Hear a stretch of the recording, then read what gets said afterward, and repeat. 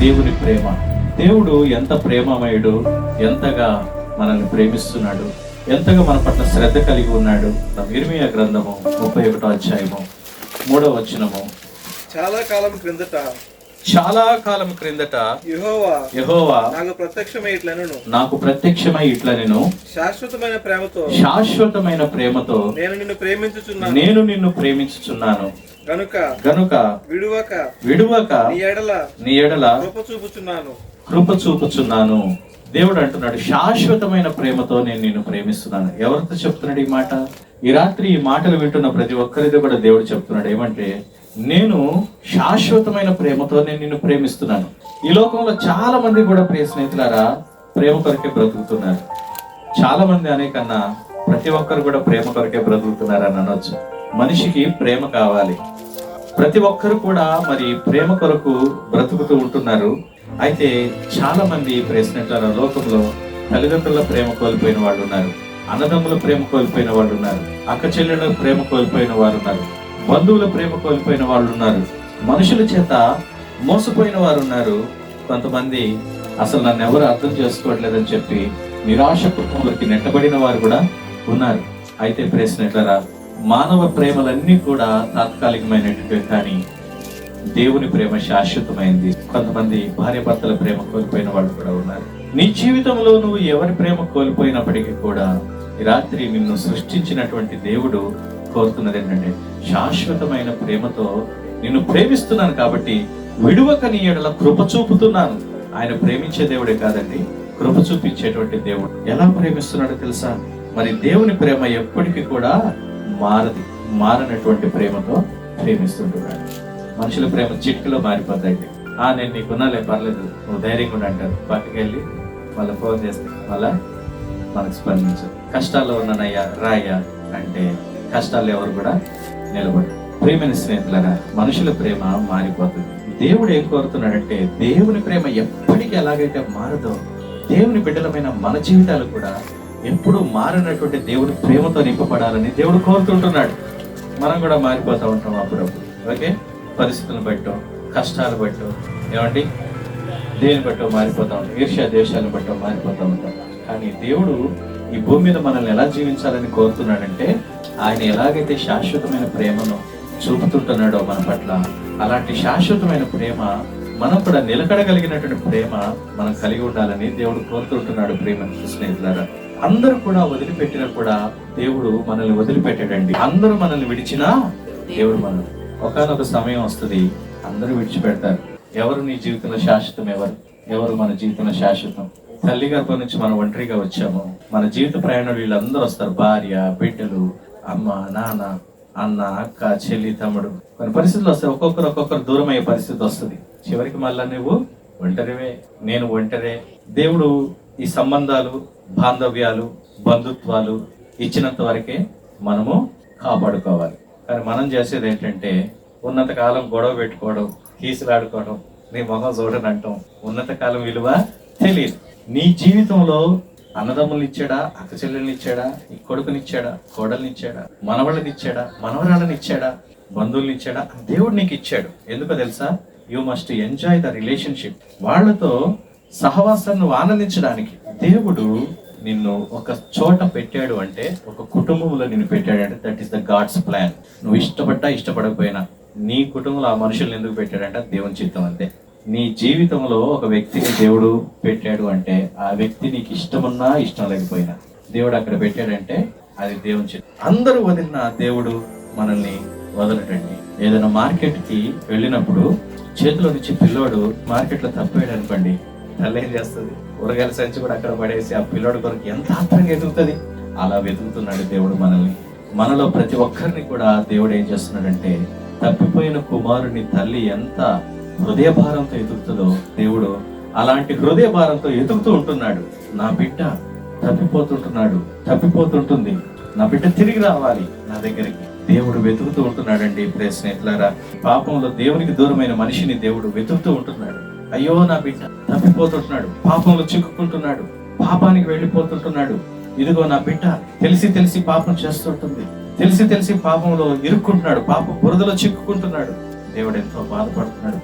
దేవుడు మనల్ని వెతుక్కుంటూ ఉన్నాడు. ప్రేసినట్లుగా లూకాసు వార్త 15 తప్పిపోయిన కుమారుడు తండ్రిని వదిలిపెట్టి వెళ్ళిపోయి ఇష్టానుసారమైన జీవితం జీవించాడు. ఎలాంటి ఇష్టానుసారమైన జీవితం జీవించాడంటే తండ్రి దగ్గర నుంచి ఆస్తి తీసుకుని వెళ్ళిపోయాడు, దూరంగా వెళ్ళిపోయి చెయ్యని స్నేహాలు లేవు, ప్రతి చెడు స్నేహం చేశాడు.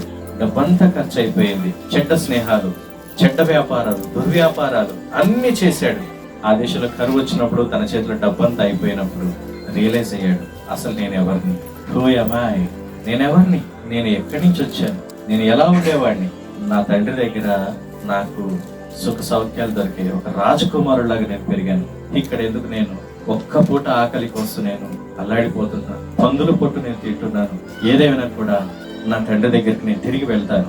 వెళ్ళి తండ్రి నన్ను క్షమించు, పరలోకంలో ఉన్న దేవునికి వ్యతిరేకంగా, భూమి మీద ఉన్న నీకు వ్యతిరేకంగా నేను తప్పు చేసి నన్ను క్షమించు అని అడుగుతాను అని చింపిరి గుడ్డలతో, పెరిగిన జుట్టుతో, పెరిగిన గడ్డంతో, చెప్పులు లేకుండా, నడవడానికి ఓపిక లేకుండా పడుతూ లేస్తూ వచ్చి తండ్రికి కనిపించాడు. తండ్రి ఏం చేశాడు తెలుసా? తండ్రి చేర్చుకున్నాడు. ఎంత వాసన వస్తున్నా కూడా స్నానం చేసే రోజులైందో, స్నానం చేయడానికి సబ్బు లేదు, గడ్డం గీసుకోవడానికి బ్లేడ్ లేదు, ఇంకా తినడానికి తిండి లేదు, కాళ్ళకు చెప్పులు లేవు, చేతికి ఉంగరం లేదు. అనేక రీతులుగా చెడిపోయినప్పుడు కూడా తండ్రి ప్రేమ ఎలాంటి తెలుసా?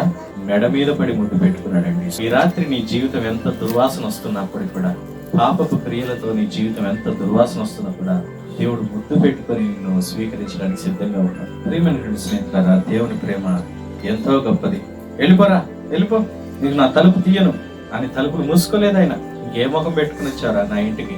అన్ని సర్వనాశనం చేశావు, నా పరువు తీసావు, నా డబ్బు కాజేసావు, అసలు నా కొడుకు అనిపించుకోవడానికి అర్హుడు కాదు, వెళ్ళిపో అని చెప్పి తలుపులు వేయలేదండి. ఎంత చెడిపోయినా తలుపులు తీసే ఉంచాడు తన కుమారుడి కొరకు. ప్రైజ్ లార్డ్, హల్లెలూయా. అలాగే మనం గనుక మన చెడు కార్యాలు వదిలిపెట్టుకొని, మన చెడ్డ పనులు వదిలిపెట్టుకొని దేవుడి దగ్గరికి తిరిగి వస్తానంటే ఈ రాత్రి దేవుడు చేర్చుకోవడానికి, మనల్ని చేర్చుకోవడానికి కూడా సిద్ధంగా ఉన్నాడు. నువ్వు ఎంత దూరం వెళ్ళినా, నువ్వు ఎంత పాపంలో కూరుకుపోయినా దేవుడు ఇంకా నీ కోసం ఎదురు చూస్తూ ఉన్నాడండి. మరి మన కొరకు ఎంతగా ప్రేమను చూపించాడంటే, యేసుక్రీస్తు శిలువ పైన తన సొంత ప్రాణాన్ని మన పాపాల కొరకు తన ప్రాణాన్ని ఇచ్చేంతగా దేవుడు మనల్ని ప్రేమించాడు. ఎందుకండి?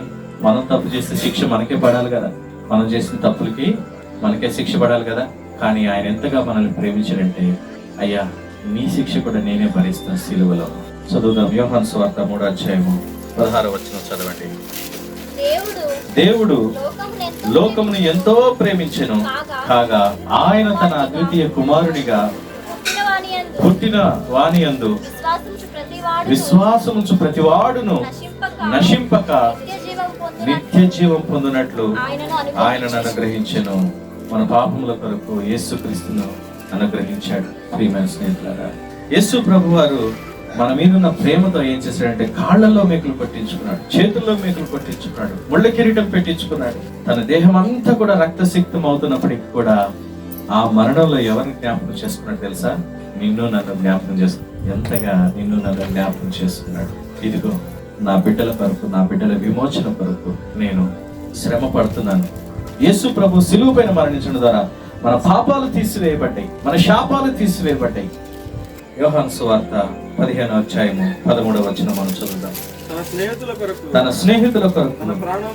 తన ప్రాణం పెట్టువాని కంటే గొప్ప ప్రేమ, ఎక్కువైన ప్రేమ గలవాడు ఎవడును లేడు. స్నేహితుల కొరకు ప్రాణం పెట్టు.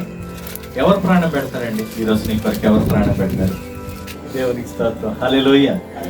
ఏ తల్లి తండ్రి కూడా శాశ్వతంగా దేవుడు ప్రేమించినంతగా ప్రేమించలేడు.